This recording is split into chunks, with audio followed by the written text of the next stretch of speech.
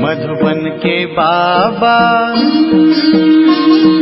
मधुबन के बाबा मुरली वाले, आपका क्या कहना, आपका क्या कहना। ओम शांति। 22 मई 2024 के बाबा के मधुर महावाक्य। बाबा कहते हैं, मीठे बच्चे, तुम्हें कर्मातीत बनकर जाना है, इसलिए अंदर में कोई भी फ्लो नहीं रहना चाहिए। अपनी जांच कर कमियां निकालते जाओ। तुम्हें कर्मातीत बनकर जाना है, इसलिए अंदर में कोई भी फ्लो नहीं रहना चाहिए। अपनी जांच कर कमियां निकालते जाओ। प्रश्न, किस अवस्था को जमाने में मेहनत लगती है, उसका पुरुषार्थ क्या है? किस अवस्था को जमाने में मेहनत लगती है, उसका पुरुषार्थ क्या है? इन आंखों से देखने वाली कोई भी चीज सामने ना आए, देखते भी ना देखो, देह में रहते देही अभिमानी रहो। ये अवस्था जमाने में टाइम लगता है। बुद्धि में सिवाय बाप के और कोई घर की कोई वस्तु याद ना आए, इसके लिए अंतर्मुखी हो, अपनी जांच करनी है, अपना चार्ट रखना है। ओम शांति। मीठे मीठे सिकिलदी रूहानी बच्चे, ये तो जानते हैं कि हम अपनी दैवी राजधानी स्थापन कर रहे हैं। इसमें राजा भी हैं तो प्रजा भी हैं। पुरुषार्थ तो सब करते हैं। जो जास्ती पुरुषार्थ करते हैं वह जास्ती प्राइज लेते हैं।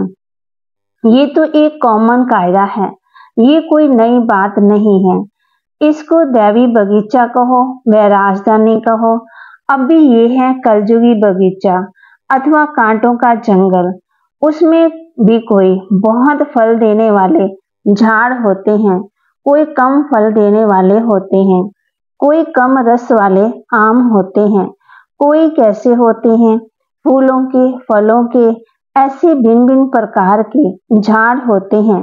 वैसे ही तुम बच्चों में भी नंबरवार पुरुषार्थ अनुसार है।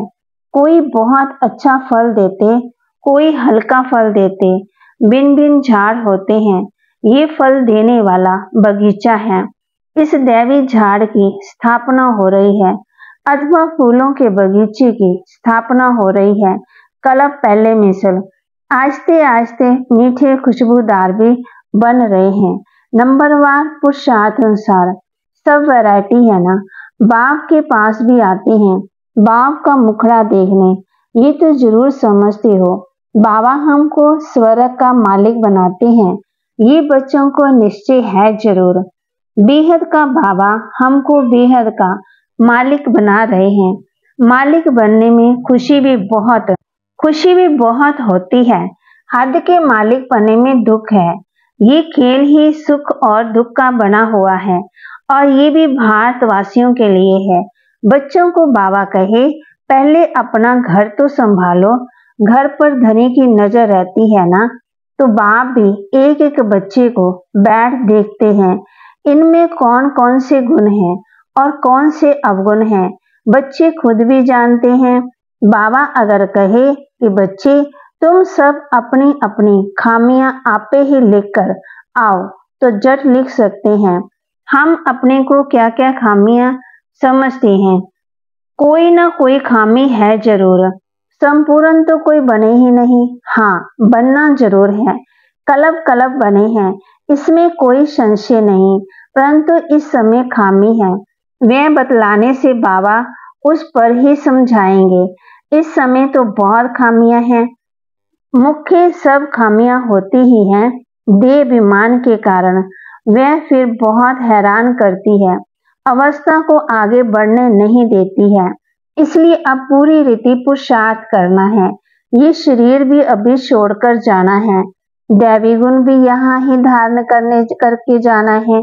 कर्मातीत अवस्था में जाने का अर्थ भी बाबा समझा रहे हैं। कर्मातीत होकर जाना है तो कोई भी फ्लो माना कमी ना रहे, क्योंकि तुम हीरे बनते हो। हमारे में क्या क्या फ्लो है ये तो हर एक जानते हैं, क्योंकि तुम चेतन हो।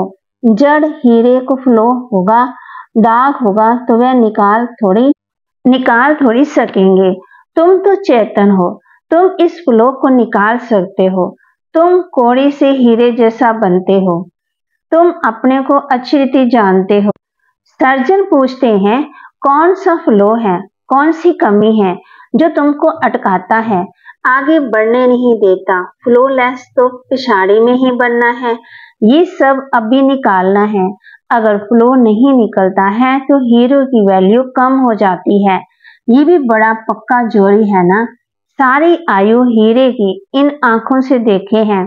ऐसा जोड़ी कोई होगा नहीं जिसको इतना हीरे की परखने का शौक हो। तुम भी हीरे बन रहे हो, जानते हो कोई ना कोई फ्लो है जरूर। संपूर्ण बने नहीं है। चेतन होने के कारण तुम पुरुषार्थ से फ्लो निकाल सकते हो, कमियां निकाल सकते हो। हीरे जैसा तो बनना है जरूर। सो तो तब बनेंगे जब पूरा पुरुषार्थ करेंगे। बाप कहते हैं, तुम्हारी अवस्था ऐसी पक्की हो जो शरीर छूटने समय अंत में कोई भी याद ना आए। ये तो क्लियर है। मित्र संबंधी आदि सबको भूलना है, संबंध रखना ही है एक बाप से। अभी तुम हीरे बन रहे हो। ये जवाहरात की दुकान है। तुम हर एक जौहरी हो। ये बातें दूसरा कोई भी जानता नहीं है। तुम बच्चे जानते हो, हर एक दिल में है। हम विश्व के मालिक बन रहे हैं। पुरुषार्थ अनुसार जिन्हों को ऊंच पद मिला है उन्होंने जरूर पुरुषार्थ किया है तो तुम्हारे में से ही ना। तुम बच्चों को इतना पुरुषार्थ करना है, इसलिए बाबा एक एक बच्चे को देखते रहते हैं जैसे फूलों को देखा जाता है ना। ये कैसा खुशबूदार फूल है, ये कैसा है, इनमें बाकी क्या फ्लो है। क्योंकि तुम चेतन हो।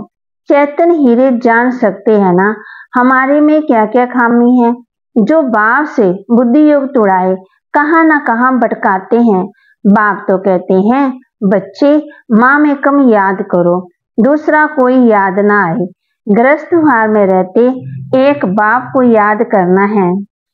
इनों की तो भट्ठी बननी थी जो तैयार हो निकली सर्विस के लिए। देखते हैं पुराने पुराने जो हैं वे अच्छी सर्विस कर रहे हैं, थोड़े नए भी ऐड हो जाते हैं। पुरानों की भट्ठी बननी थी ना। बल पुराने हैं तो भी खामियां हैं जरूर। हर एक अपने दिल में समझते हैं कि बाबा जो अवस्था बनाने के लिए कहते हैं वह अभी बनी नहीं है। एम ऑब्जेक्ट तो बाप समझाते हैं। सबसे जास्ती खाद है देवाभिमान की, तब ही देह की तरफ बुद्धि चली जाती है। देह में होते हुए देही अभिमानी बनना है। इन आंखों से देखने वाली चीज कोई भी सामने ना आए, ऐसी अवस्था जमानी है। हमारी बुद्धि में सिवाय एक बाप के और कोई शांति धाम में कोई भी वस्तु याद ना आए। कुछ भी साथ नहीं ले जाना है। पहले पहले हम नए संबंध में आए हैं, अभी है पुराना संबंध। पुराने संबंध में भी जरा भी याद ना आए। गायन भी है ना, अंत काल जो स्त्री से मिले, ये अभी की बात है। गीत तो कलयुगी मनुष्यों ने बनाए हैं, परंतु वह समझते थोड़ी हैं। मूल बात बाबा समझाते हैं, एक बाप के सिवाय और कोई भी याद ना आए। एक बाप की याद से तुम्हारे पाप कट जाएंगे और पवित्र हीरे बनेंगे। कोई कोई पत्थर तो बहुत वैल्यूएबल होते हैं, जैसे मानिक वैल्यूएबल होते हैं। बाप अपने से भी बच्चों की वैल्यू ऊंच करते हैं। अपनी जांच करनी होती है। बाप कहते हैं, अंतर्मुख हो, अपने में देखो हमारे में क्या खामी है, कहाँ तक देवाभिमान है। बाप पुरुषार्थ के लिए बिन बिन युक्तियां समझाते रहते हैं। जितना हो सके एक की याद रहे। बल कितने भी प्यारे हो, खूबसूरत बच्चे बहुत लवली हो, तो भी किसकी याद ना आए। यहाँ भी कोई भी चीज याद ना आए। कोई कोई बच्चे में बहुत मोह रहता है। बाप कहते हैं, उन सब से ममता मिटाए, एक की याद रखो। एक लवली बाप से ही योग रखना है, उनसे सब कुछ मिल जाता है। योग से ही तुम लवली बनते हो, लवली आत्मा बनती है। बाप लवली प्योर है ना।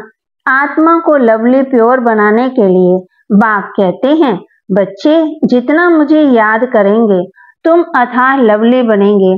तुम इतने लवली बनते हो जो तुम देवी देवताओं की अब तक भी पूजा हो रही है।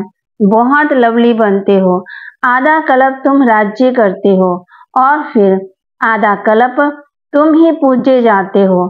तुम खुद ही पुजारी बन अपने चित्रों को पूजते हो। तुम हो सबसे लवली बनने वाले। परंतु जब लवली बाप को अच्छी रीति याद करेंगे तब ही लवली बनेंगे। सिवाय एक बाप की याद में प्रेम के आंसू आ जाए, बाबा मेरा तो आपके सिवाय दूसरा ना कोई, और कोई की याद ना आए, माया की तूफान ना आए। तूफान तो बहुत आते हैं, अपने ऊपर बहुत जांच रखनी है। हमारा लव बाप के सिवाय और कोई तरफ तो नहीं जाता है। बल कितनी भी प्यारी चीज हो तो भी एक बाप की याद आए।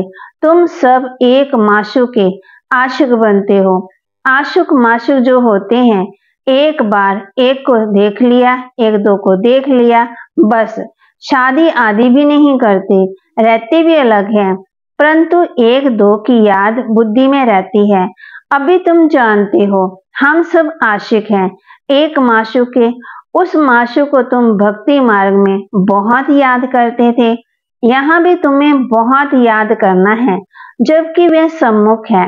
बाप कहते हैं, इमाम एकम याद करो तो तुम्हारा बेड़ा पार हो।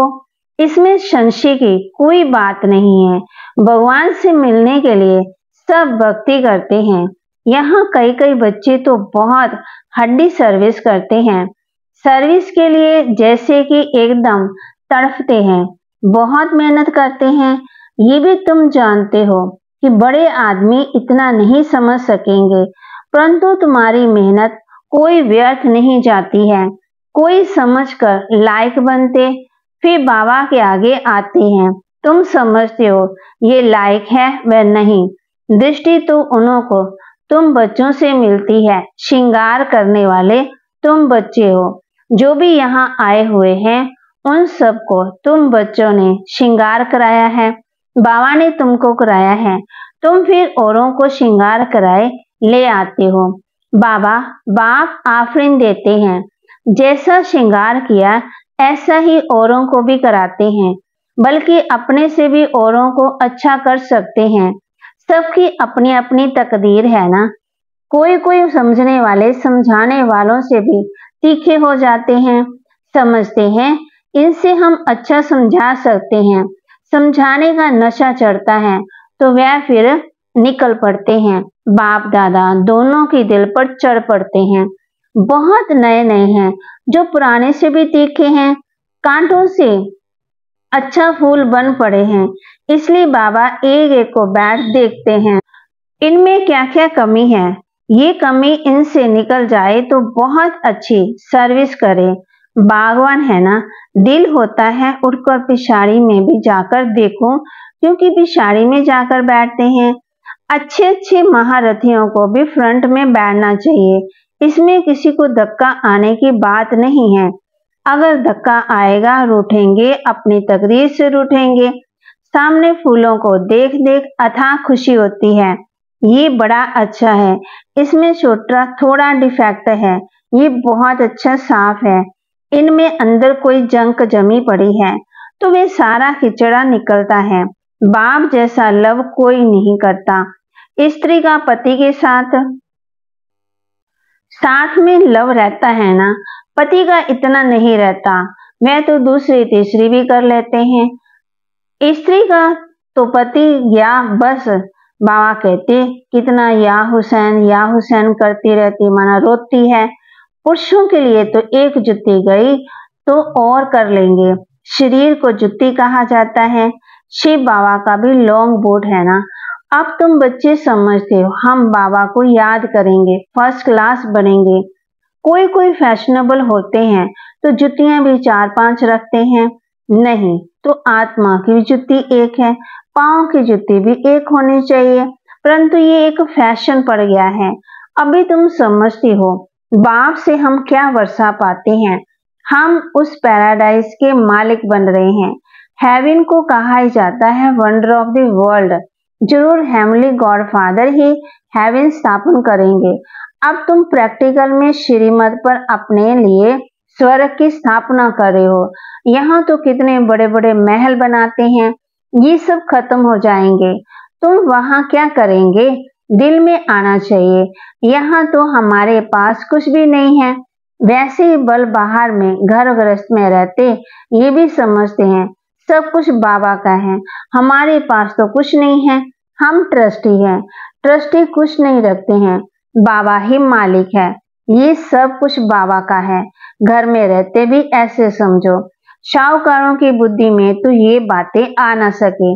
बाबा कहते हैं ट्रस्टी होकर रहो, कुछ भी करो, बाबा को इशारा देते रहो।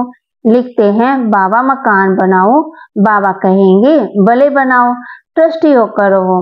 बाप तो बैठा है ना, बाप जाएंगे तो सब इकट्ठे जाएंगे अपने घर, फिर तुम चले आएंगे अपनी राजधानी में। हमको फिर कलप कलप आना ही है पावन बनाने। अपने समय पर आता हूँ। अच्छा, मीठे मीठे सिकिलते बच्चों प्रति माता पिता बाप दादा का याद प्यार और गुड मॉर्निंग। रूहानी बाप की रूहानी बच्चों को नमस्ते। रूहानी बच्चों की रूहानी बाप दादा को दिलवा जान सिकवा प्रेम से नमस्ते। धारणा के लिए मुख्य सार, सभी से ममतम निकाल एक लवली बाप को याद करना है। अंतर्मुख हो, अपनी कमियों की जांच कर निकालना है। वैल्यूएबल हीरा बनना है। सभी से ममतम निकाल एक लवली बाप को याद करना है। अंतर्मुख हो, अपनी कमियों की जांच कर निकालना है। वैल्यूएबल हीरा बनना है। जैसे बाप ने हम बच्चों को श्रृंगार किया है, ऐसे सबका श्रृंगार करना है। कांटों को फूल बनाने की सेवा में लग जाना है, ट्रस्टी होकर रहना है। जैसे बाप ने हम बच्चों को श्रृंगार किया है, ऐसे सबका श्रृंगार करना है। कांटों को फूल बनाने की सेवा में लग जाना है, ट्रस्टी होकर के रहना है। वरदान, ब्राह्मण जीवन में एक वर्ता के पाठ द्वारा रूहानी रॉयल्टी में रहने वाले संपूर्ण पवित्र भव। ब्राह्मण जीवन में एक वर्ता के पाठ द्वारा रूहानी रॉयल्टी में रहने वाले संपूर्ण पवित्र भव। इस ब्राह्मण जीवन में एक वर्ता का पाठ पकाकर प्योरिटी की रॉयल्टी को धारण कर लो तो सारे कल्प में एक रूहानी रॉयल्टी चलती रहेगी, एक की याद रहेगी। आपके रूहानी रॉयल्टी और प्योरिटी की चमक परम धाम में सब आत्माओं में श्रेष्ठ है। आदिकाल देवता स्वरूप में ये पर्सनैलिटी विशेष रही है। फिर मध्यकाल में आपके चित्रों की विधि पूर्वक पूजा होती है। इस संगम युग पर ब्राह्मण जीवन का आधार प्योरिटी की रॉयल्टी है। इसलिए जब तक ब्राह्मण जीवन में जीना है तब तक संपूर्ण पवित्र रहना ही है। एक का पाठ पक्का करना है। स्लोगन, आप सहनशील के देव और देवी बनो तो गाली देने वाले भी गले लगाएंगे। आप सहनशीलता के देव और देवी बनो तो गाली देने वाले भी गले लगाएंगे। ओम शांति।